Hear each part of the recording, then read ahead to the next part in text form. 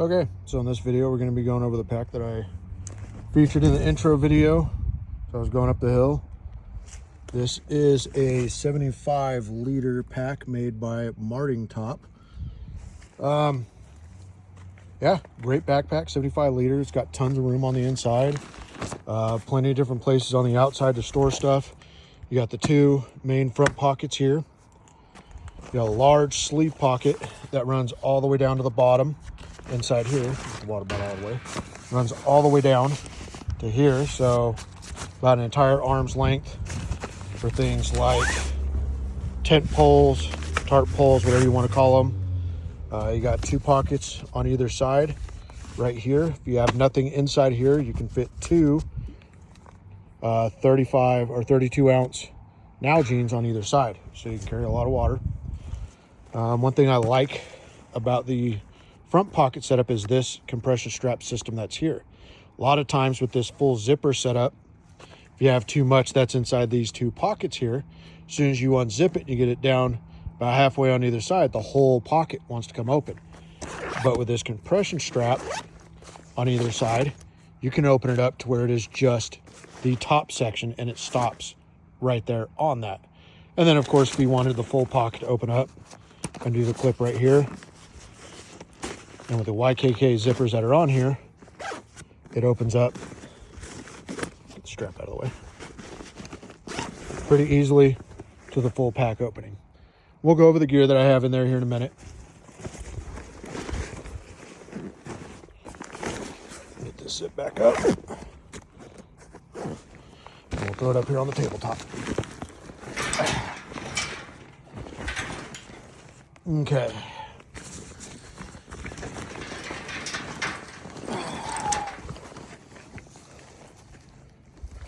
Here on the front half, or the backpack side, you have the two lifter straps to bring it up a little bit farther onto your shoulders.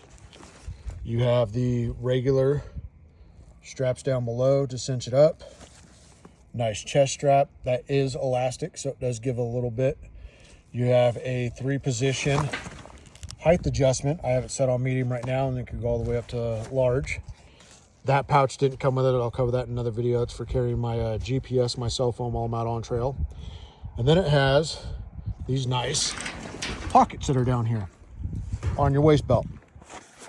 So this first one that's here, decent size. Generally, that's where I'm going to wind up keeping my trekking pole ends. Obviously, got to have a little bit of that out on the trail so you don't go crazy. But good size pocket. You can fit a camera in there, a cell phone, charge block. Not bad on the pocket. This one over here is a little bit unique. I've seen another video of somebody doing a review on this exact same pack, and they were saying that this pocket just goes up that way into this one. So let's take a look at that real quick. So yeah, this one does open up fairly easily.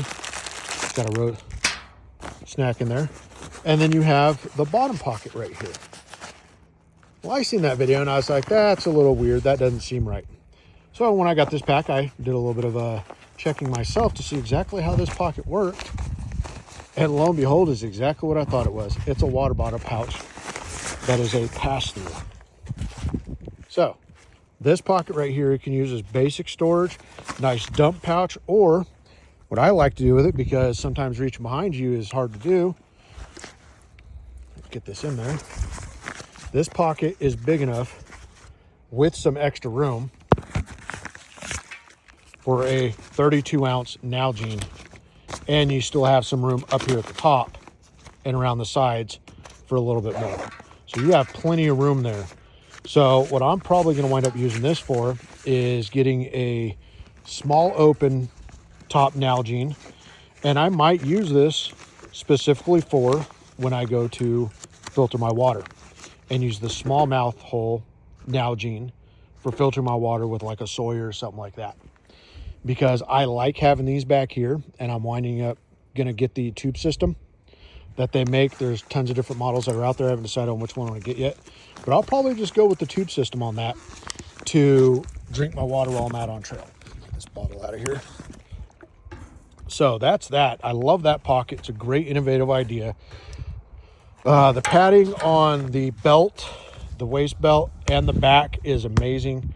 I've used this multiple different times, hot weather, cold weather. It's a little chilly out right now, but the ventilation that's back here is superb. The shoulder strap padding, not the greatest. I've had better on some packs. What is nice is that this is actually replaceable if you want to. It's not bad. I don't have this pack loaded out to its full capacity. I have it right around the 40-50 pounds, so it still has a lot of potential and a lot more weight that you can put into it. I don't think these straps would do good at anything over 50 pounds in the pack. Otherwise it's just not going to be as comfortable. Another thing that I didn't like about this is this one single grab handle right here. This pack can be loaded to anywhere 60 to 80 pounds, and this is your grab handle. That's weak. That's not going to hold up, and I have a feeling that's going to wind up ripping through if I were to load this pack out to its full capacity. So I'm probably not going to. So let's go over here, flip this over, and a lot of my gear spilled out because the zipper didn't go all the way up. Go over some of the stuff that I do carry in here just out on a normal hike. So this is a hike that possibility I could be staying overnight. Carry my fleece with me. Just the fleece I was issued in the military. Nice, lightweight, small, nice little layer. With that gets paired up with my old school military issue Gore-Tex jacket. Okay, inside here I have the One Tigerist Backwoods Bungalow 2.0. I'll be doing a separate video on that, but this is my main tent system that I utilize. And with that I have Trekology trekking poles and the newer One Tigerist adjustable tent / tarp poles. I've tried the other ones in the past that don't have the adjustment on them. They didn't work out as well. You couldn't quite get them to set up on the side of either the tent like this or other shelters to where it just wasn't even, and you just could not do an even setup. I have the One Tigerist Obsidian sleeping mat.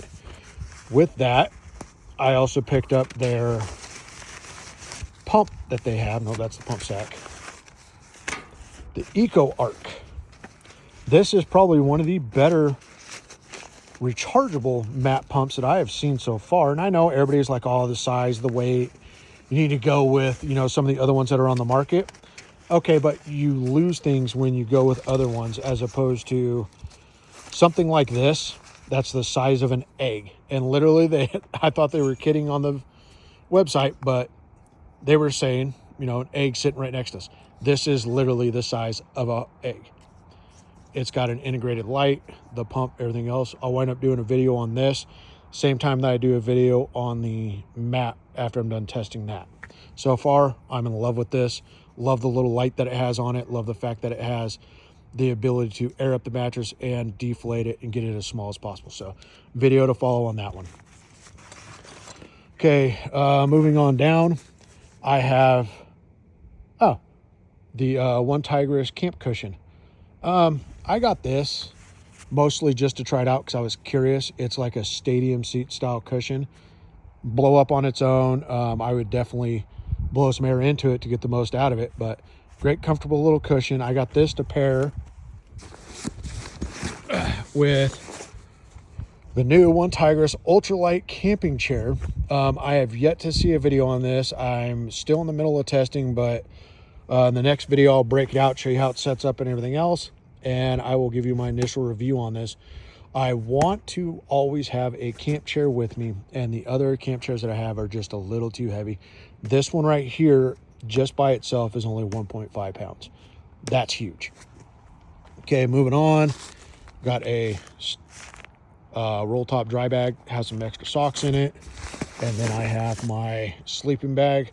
Not using anything special for a sleeping bag other than I have the military 3-layer sleep system, and this is just the green one for the warmer weather that we're in. It is comfort level rated down to 30 degrees Fahrenheit, and I want to say that it was down to 10 or 20 degrees Fahrenheit for extreme survival only.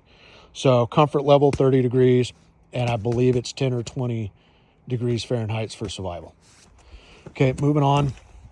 The bottom of the pack right here has this webbing that's here. I added the shock cord to it, so I have a place to be able to just, randomly stick things if I need to, such as my trekking poles. If I'm going down, just reach back, pop them in a loop, and I don't have to worry about them anymore, and they'll stay right there. It does come with MOLLE, as you can see, all over the pack. So if there's anything extra that you wanted to add to this, there is 1, 2, 3, 4, 5 different locations that you could add extra pouches to, with the bottom pocket and the top pocket being your best bet, and then obviously the sides and the bottom. Okay, moving on, you have hook and loop, also known as Velcro. I don't know why everybody calls it hook and loop now. Section that's up here, this is your standard size pouch or patch. So is that a 2x3? So you're looking at a 5x2 patch section that's right here. I have obviously the American flag and my blood type, which does glow in the dark, so it's easy to locate the pack. This is one feature that I love, and I probably should have left the packs, somewhat stuffed, which, okay, I'm going to throw everything back in here so it's got some rigidity and I can stand it up and show you what I love about this top pouch. Okay, now that I've got everything pretty much stuffed back into the back, packed up, minus trekking poles and tent poles over there, I want to talk about this top pouch that's right here. And yes, you still have the capability, just like any normal pack, to have the regular opening. Get this open. So you can do the top-down stuff system on it. It's got some navigation and recovery information that's right there for rescue. So you can do the top-down on this pack. You have the hanger right there for your bladder, which I'm not a fan of using because I've had them explode on me and leak my pack, ruin all my gear. But, okay, this is the part of this pack that I think they got right that a lot of manufacturers get wrong. And I've used a lot of packs over the years. No, it's not the top straps. I honestly think they should have made these a little shorter, but it is what it is. Those things are ridiculously long. It's like 2.5, 3 feet. The hell are you going to put on top of your pack? It's 2.5, 3 feet round. Anyways, moving on. Okay, so this. See where that opened up? Your back's going to be here. Your head's going to be here. This is accessible when you're walking on trail. How cool is that? Most companies will put it on this side, away from the wearer, away from the user of the pack. Nope, they put it here. You can be walking down the trail and reach up behind you into this pocket. I know, I've done it. This is generally where I've been keeping my cook set and everything else right now, along with my food bag, which means I can easily reach up in here, find this bag, which has my, snacks and stuff like that on it, for when I'm still walking the trail. I don't have to stop, take this pack off in order to grab something out of this bag. Now, later on, when I'm testing this out in more, inclement weather and things like that, that's probably where I'm going to keep my poncho up towards the front of this pocket so I can easily get to it when it starts to rain. But that right there was a missed opportunity that a lot of companies have always gotten wrong, and they always put it on this side, or they put it to where you have to open this thing up in order to access that pocket.